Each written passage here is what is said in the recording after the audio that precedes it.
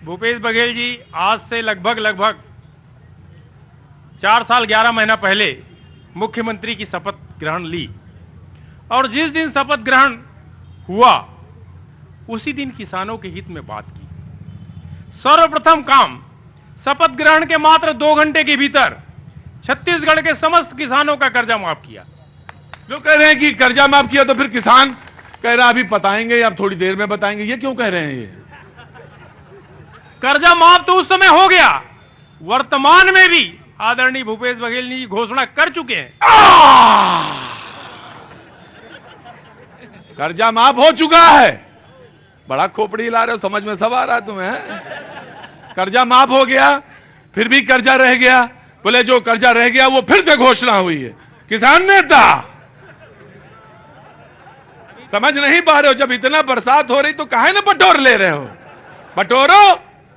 सरकार ने पिछले समय भी बहुत सारा घोषणा करे रही से है ना, हाँ। कर्जा माफी और रमन कार्यकाल के 2 साल के उखर किसान के बचे धान के बोनस दूंगे करके, लेकिन वो भी कर्जा माफी ऐसे करी कॉपरेटिव बैंक भर के करी से निजी बैंक और बड़े बड़े राष्ट्रीयकृत बैंक के किसान के कोई माफ नहीं करे गए हैं।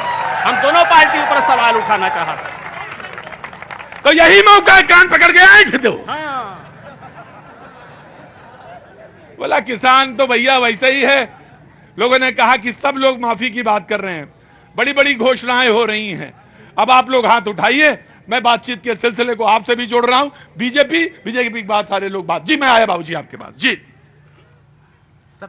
सबसे पहली तो न्यूज 18 के भैया जी कहीन के पूरा टीम ला खैरागढ़ संगीत विश्वविद्यालय और खैरागढ़ संगीत नगरी को से आपका हार्दिक स्वागत, अभिनंदन।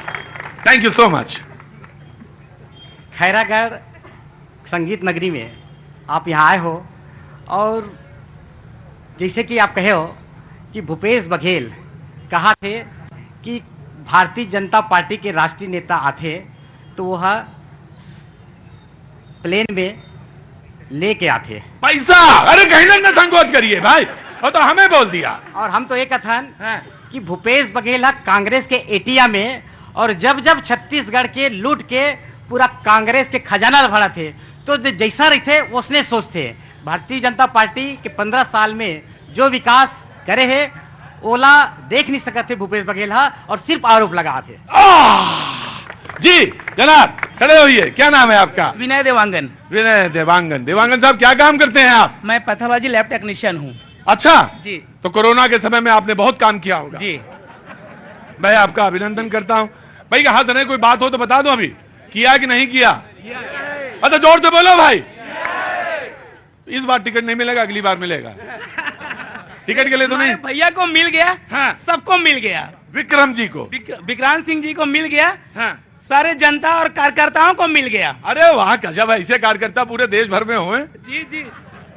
अच्छा तो बोलिए सवाल। मैं माननीय भूपेश बघेल जी से 3 ही सवाल करना चाहता हूं आपके चैनल के माध्यम से। उन्होंने घोषणा पत्र में कहा था कि हमारी सरकार आएगी 2500 रुपये बेरोजगारी भत्ता देंगे, 16 लाख बच्चे भरते हैं, सिर्फ 12,000 बच्चे पाते हैं। दूसरी बात, महिलाओं को, माताओं को, बुजुर्गों को कहा था कि मतलब हमारी सरकार आएगी तो 1,000 रुपये महीना देंगे। 5 साल निकल गया, नहीं दिए। तीसरी बात कि रेडियो के माध्यम से माननीय मुख्यमंत्री जी ने घोषणा किया था कि बहुत जल्द खैरागढ़ में 50 बेड अस्पताल बनेगा। 5 साल निकल गया, एक ईंट नहीं रखा है। माननीय भूपेश बघेल जी टोटल खैरागढ़ के साथ छलावा किया महोदय जी। टोटल छलावा। चचा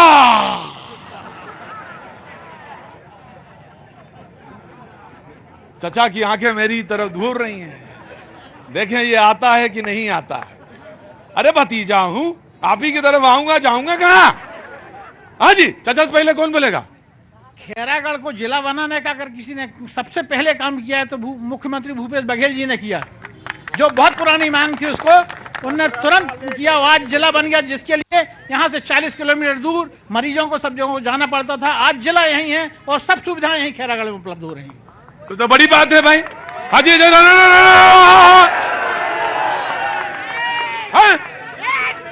रुको, क्या हुआ? क्या नाम है? कुछ भी नहीं हुआ। अरे जिला तो बना। जिला बनाओ, अपने मतलब के लिए बनाए। विधायक जिला के अनुरूप सुविधाएं चाहिए। अरे क्या नाम तुम्हारा? दिलीप पटेल। हैं? दिलीप पटेल दिलीप पटेल क्या काम करते हैं दिलीप भाई? ज्वेलरी आर्ट में। ज्वेलरी आइटम में। अच्छा, तो क्या सवाल है तुम्हारा? जिला तो बन गया है लेकिन जिला के अनुरूप सुविधाएं नहीं उपलब्ध हो रही है। कौन सी सुविधा नहीं उपलब्ध है? बैठो, दिलीप जी को बोलने दो। सबसे पहला सुविधा है स्वास्थ्य से। स्वास्थ्य नहीं है। स्वास्थ्य नहीं है। दूसरा, पहला शिक्षा, दूसरा पहला स्वास्थ्य है और दूसरा सवाल तो यह है कि माइक लग गया तो समझ ही में नहीं आ रहा कौन कौन चीजें कहें, कौन कौन चीजें ना कहें। इतनी चीजें मांगे कौन से? भगवान ने कहा मांगो, तो मांगे क्या? हाँ जी, डराइए मत, आराम से पूछिए। अरे दिलीप अंदर आओ। दिलीप, बच्चे की जान लोगे क्या? नहीं नहीं नहीं नहीं, नहीं। बच्चे को तो मैं लाद के दिल्ली ले जाऊंगा। आओ दिलीप, आओ अंदर आओ। कहाँ गए दिलीप? अंदर आओ दिलीप। नहीं नहीं, डराने की बात नहीं। अरे आजा, आजा बेटा आजा। मैं इतना डरावना लगता हूं? आ जाओ। हाँ दिलीप बताओ, खैरागढ़ में क्या क्या चाहिए? भगवान जी आज प्रसन्न है, सब कुछ दे के जाएंगे। अब मैं नहीं हूं, भगवान सब वहां खड़े हैं। बताओ। जिला के अनुरूप में जितने सुविधाएं होना चाहिए जिले में जो होता है हाँ। वो सारी सुविधाएं अवेलेबल होनी चाहिए। अभी नहीं है। अभी नहीं है। जैसे जैसे तुमने कहा स्वास्थ्य नहीं है, हाँ, स्वास्थ्य सुविधाएं अभी नहीं है। शिक्षा बोला कोई पीछे से। उसको मजबूतीकरण चाहिए। हाँ जी, हाँ इधर आइए, आगे आइए, आइए आइए आइए। हाँ हाँ हाँ, इसके पहले जोगी कांग्रेस था। 16 महीना अभी कांग्रेस को हुआ है। 16 महीना में 9 महीना बच्चा पैदा करने में लग जाता है। तो 16 महीने में इस जिला का कैसे विकास होगा?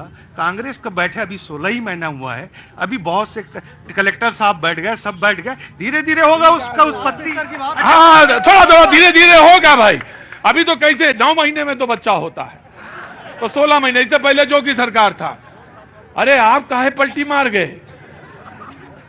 प्रतीक त्रिवेदी जी, आपका अभिनंदन है। स्वागत है। राष्ट्रीय चैनल जो है स्थानीय मुद्दों के लिए आप आए यहाँ पर। हाँ भाई, सुनिए, जब सुनेंगे और हाथ उठाएंगे, सवाल उठाएंगे तो मैं आऊंगा भी जी। रही सही, ऐसा कोई सगा नहीं जिसे कांग्रेस भाजपा ने ठगा नहीं। आप तो ऐसे कह रहे हैं जैसे सरकार बनाने जा रहे हैं। आप बनाएंगे, युवाओं की सरकार बनाएंगे। युवाओं की सरकार बनाएंगे। युवाओं की सरकार बनाएंगे। किसानों की बात हो रही है, अब युवाओं की बात होगी। तो कांग्रेस वाले ऐसे देख रहे हैं जैसे लग रहा है कि आप वोट कटवाएं। शिक्षा की बात होगी। हाँ? शिक्षा की बात होगी। हाँ। खैरागढ़ में कांग्रेस भाजपा पति पत्नी जैसे रिश्ते में है। हाँ, रुकिए रुकिए। दिन में तकरार, रात में प्यार।